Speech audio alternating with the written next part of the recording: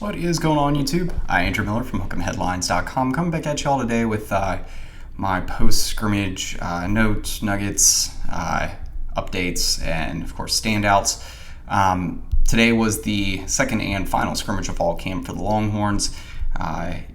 What is it, a couple of weeks now? Yeah, 14 days away from the season opener, so getting really close. And today was an important day just to see how a lot of the reps are being divided, see what the depth chart is stacking up to be, which players are trending up, who might be slipping a little bit on the depth chart.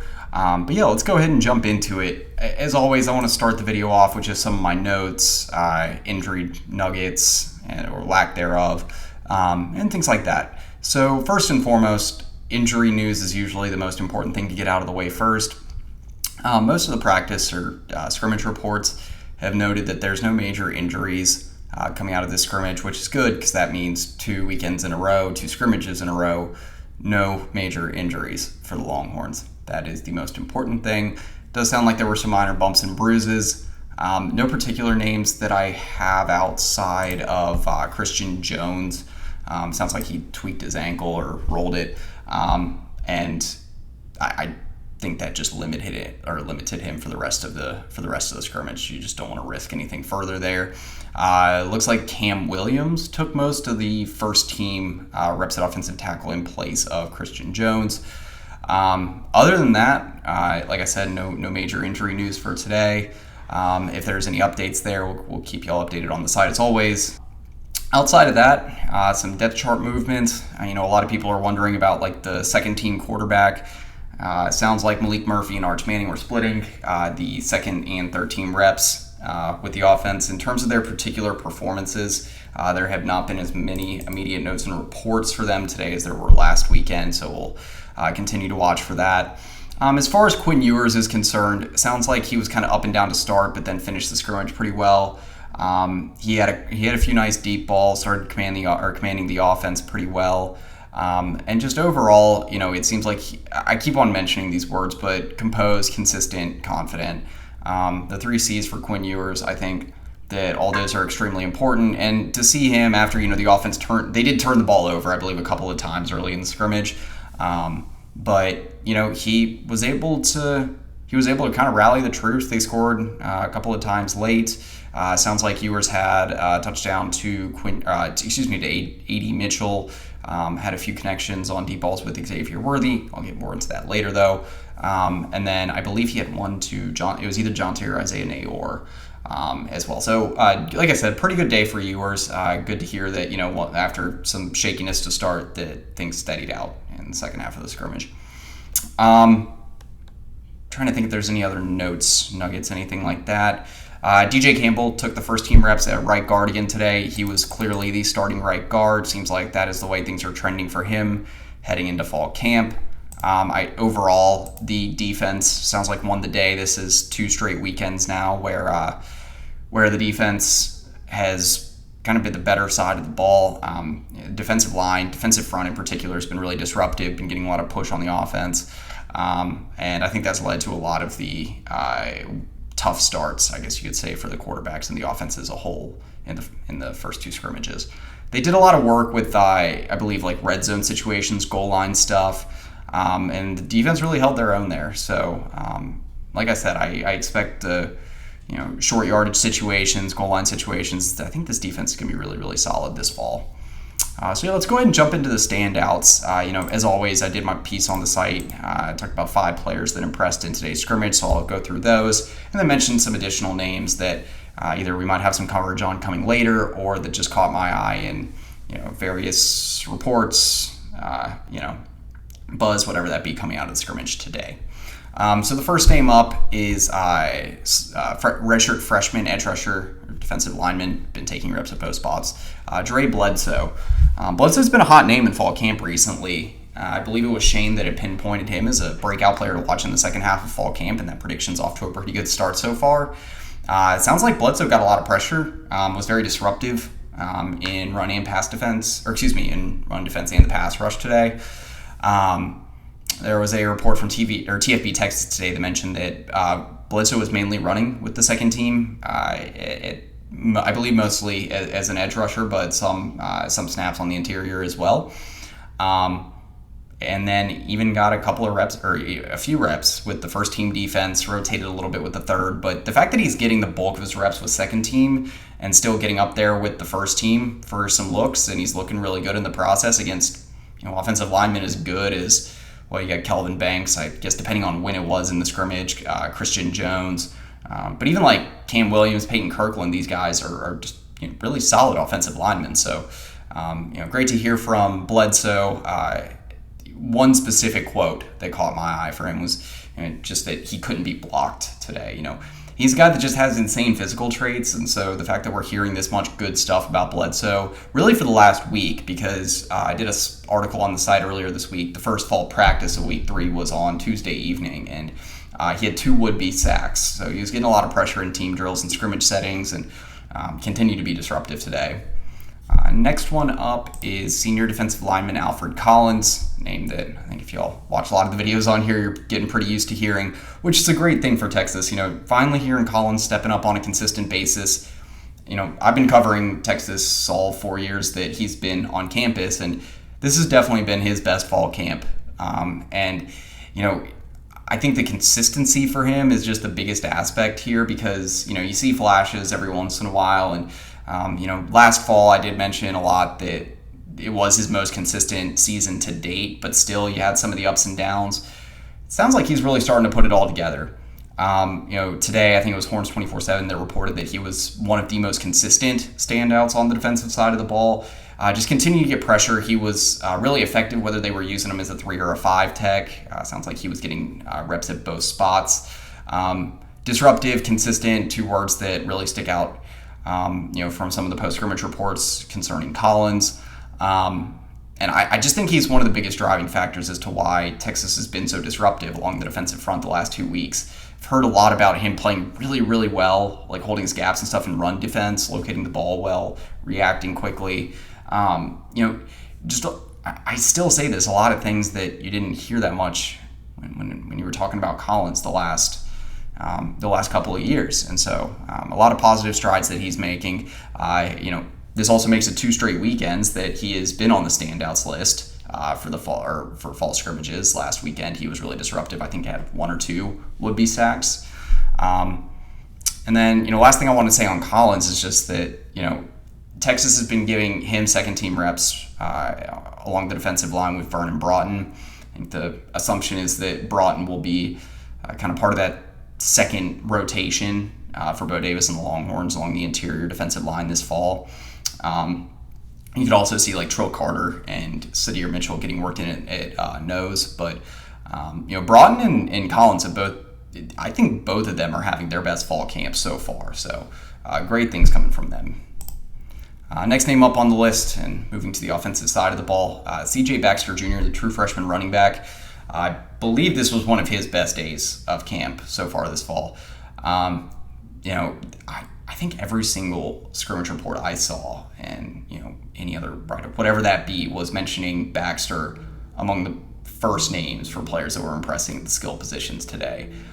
Definitely the most common name mentioned among the running backs. Did hear good stuff about Keelan Robinson, made a couple of nice plays, especially in short yardage situations. Jaden Blue as well.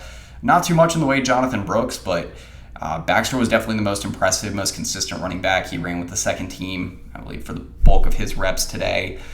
He has solidified himself as the second team running back, which I think he was like third or fourth team at the outset of camp. So what we thought would be the case was that kind of 1-2 punch with Brooks as RB1 and then Baxter still getting a heavy helping of carries out of the backfield, and that's kind of what it's lining up to be late in training camp. But the way that Baxter's looking right now, it sounds like if he continues on this trajectory that he could be pushing Brooks for starting reps during the season.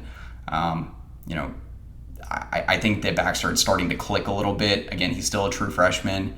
Coming out of state, I think that there's a lot of stuff he has to learn within the offense, but as a receiver and as a blocker in particular, I think he's really, really improved. Sark, I think, has even mentioned him once or twice among the running backs that have looked good. Yeah, that was earlier this week in a press conference. He mentioned Baxter as someone that has been blocking really well too, which there wasn't a ton of film on him doing that coming out of high school. So just a lot of really positive developments for Baxter. And I think you can feel really confident about this 1-2 punch that Texas is going to have at running back heading into the season. Next one up, another defensive player among the standouts for Texas in this scrimmage. Malik Muhammad, true freshman cornerback. Get used to hearing Muhammad's name. Again, a lot of these guys that we're talking about are consistent standouts for Texas in fall camp. Muhammad, though, has really ascended. I mentioned this in my piece that I did at the site for the standouts today, that Muhammad is probably the MVP if you had to name one for cumulatively for the 2 scrimmages. Heard that reported a couple of times last weekend that he was the defensive MVP. And he continued to make plays, was really solid in coverage today. Last weekend, he had a pick 6. I think it was like a 20-25 yard return for a touchdown on Malik Murphy. He also forced a fumble last weekend. And then this weekend, he forced another fumble in today's scrimmage. Also heard again that he was really consistent in coverage. It sounded like today Ryan Watts had a tough day in coverage. I kind of hinted at that earlier. And, Worthy, I think, was the source of some of that. But I think that goes to show when, you're having some ups and downs from some of these guys in coverage, even if it is a guy that I think a lot of people presumed. I've said this before, too, that I think Watts is probably the best, or at least a far-fetched thing to say that he is the best cornerback. But Muhammad is going to be pushing him for that title. Maybe Terrence Brooks, too, because Brooks has looked really solid in camp. Sounds like he's really improved this offseason. But Muhammad, we've heard this reported a couple of times in the last week or so that he is looking like the best cornerback, like the best pure cover corner, the fastest one, the most physically gifted as well. I mean, just all around, he's making a lot of big plays and really catching a lot of people's attention in a positive sense. Something that stuck out to me, Muhammad is apparently the set third cornerback on the depth chart behind Watts and Brooks, so that he's kind of the first guy up in situations, maybe if they have three corners on the field, or whenever they need to rotate, whatever that be. Muhammad's been getting reps at both boundary and field corner in fall camp. He's proved that he can handle the load at both spots too, and so I think he's going to be getting starter level reps, especially once you get deeper into games for Texas this season. He's just making plays all over the place. He's just too good to keep off the field. We keep saying that over and over and over again in camp, and I think we have for a lot of the offseason. And a lot of these plays he's making now, he's proving why he can be such a difference maker this fall. And then the last player that I had listed among the standouts in the article on the site, Xavier Worthy, junior wide receiver. It was good to see Worthy back with, or at least, I guess actually this was his fall scrimmage debut for Texas. He was held out of the scrimmage last weekend since he was in a green jersey, so limited in the pre-scrimmage practice. And but I think it was a minor thing that he was dealing with, and they were pretty cautious about it. The staff was, and so he was able to give it a go this weekend. And it sounds like he was one of the best wide receivers. Him and A.D. Mitchell really looking the part of kind of that top 2. Isaiah Nayor also having some big camp reps, looking really good in team drills, scrimmage settings. Sounds like, I think I mentioned this earlier, but he had a touchdown with Quinn Ewers. That connection's really starting to come to life. But the Worthy, the Ewers to Worthy connection is also sounding pretty good. I mentioned earlier they had a few connections on deep balls, one of which sounds like Worthy just clean burned Ryan Watts going deep, made a really, really nice one-handed catch. I mean, if Worthy is making that or showing those type of acrobatics on the deep ball, and Ewers is still at least giving him a catchable ball, that is absolutely fantastic to hear. Separately, I think Worthy also burned Watts on a deep one. Ewers just put it right. I think TFP Texas said right in the breadbasket, and so Worthy showing that he is going to be a viable deep threat this fall. But he made some other plays in the passing game as well, so. I don't think we can really question his potency in the short, intermediate passing game and in the screen game, just because he's so dangerous in space, and he is a really, really good route runner. And so, Worthy is definitely on the right track to having a bounce back season. I don't think there's any doubt about that. I don't want to panic too much about Watts maybe having a tough day today, because if he's going one-on-one with Worthy on the deep ball and Ewers is actually putting the ball right where it's supposed to be, I don't know how many corners are actually going to be able to cover that. Watts isn't the fastest of the corners that Texas has either. He is the biggest, the longest, but Worthy, a guy that can run a sub 4.40 and just has that insane straight line speed. a lot of cornerbacks are going to get burned on that. A lot of cornerbacks have been burned on that. It's just that that connection actually has to happen between Worthy and Ewers. And again, sounds like the chemistry between them's a lot better this year, and they've worked out some of the issues they had last year. So great to hear from them. But a few other names that I wanted to mention. I've got another article at the site coming today about this. Anthony Hill was another player that stood out today. I didn't really see it reported like specific plays he was making beside like a couple of pass breakups, and just that he was looking good at contesting space. But I would say the fact that he's actually making plays in pass coverage is the biggest development for him, because that was one of the question marks for him coming into fall camp was, okay, how is he going to handle being able to cover the flats, and really expanding that role beyond just someone that could be a playmaker at the line of scrimmage, and that could be like a really explosive hybridized edge rusher. And so for Anthony Hill, that's a major step forward. If he does eventually end up challenging for those, or for the starting job at will linebacker, maybe he is able to make those strides heading into the season or before the season starts. And so one report that caught my eye said that Anthony Hill was just everywhere today, and like I said, I think the versatility is starting to come to the forefront with him. Again, just the fact that he's getting 2 pass breakups is huge. So another couple of players that I wanted to mention, heard about Keaton Crawford making some plays on defense, just from the perspective of Texas having that depth at the safety position. That's really important to hear from Crawford. It sounded like his positioning was doing pretty well, and that he made some nice plays on the ball. It also sounded like, I mentioned it earlier, but along the offensive line, DJ Campbell has been looking good. Keelan Robinson, mentioned him. And Jalen Catalon, sounded like he forced a fumble today. I think that was on Keelan Robinson. Yeah.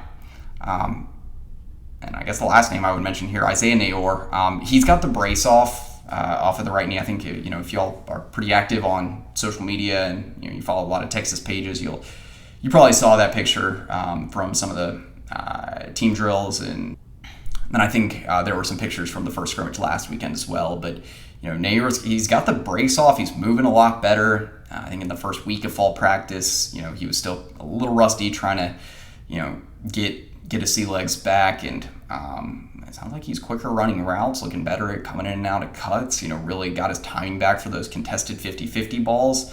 Looking good in the deep passing game, so he's definitely going to be someone that's a big-time threat. But yeah, anyway, that's pretty much it for this video. Like I said, wanted to go over just my notes, nuggets, standouts, that sort of stuff from the second and final scrimmage of fall camp. We'll have more coverage coming up as it pertains to just fall camp. Got some recruiting stuff coming up as well. But the next video, barring any commitment coming up here in the next 24 to 48 hours, is our Big 12 preview and predictions, Texas season predictions as well.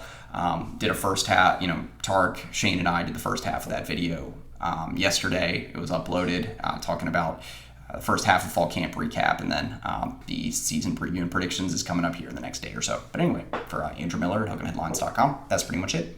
Hook 'em.